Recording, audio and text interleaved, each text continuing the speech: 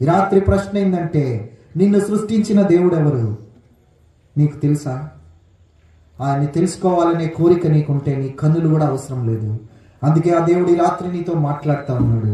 తెలుగులో ఒక సామెత ఉంది, ఏమని? ఊళ్ళో పెళ్లికి కుక్కల హడావిడి అంటే అర్థమైందా?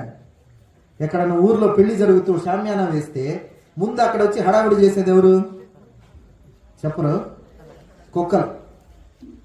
అట్లానే దేవుడి పేరు పండగని అడ్డం పెట్టుకొని హడావుడి వేస్తున్నావే గాని దాని పరమార్థం నీకు అర్థమైందా? ప్రియమైన సహోదరి సహోదరుడా, ఒకవేళ నువ్వు క్రైస్తవ కుటుంబంలో జన్మించుండొచ్చు, క్రైస్తవేత్తరగా కుటుంబంలో జన్మించుండొచ్చు. ప్రశ్న ఏంటంటే, ఈ క్రిస్మస్ యొక్క పరమార్థం నీకు అర్థమైందా? ఆ దేవాతి దేవుడు సృష్టికర్త పరమును వీడి ఆ నిర్ణయ కాలంలో 2000 సంవత్సరాల క్రితం ఈ భూ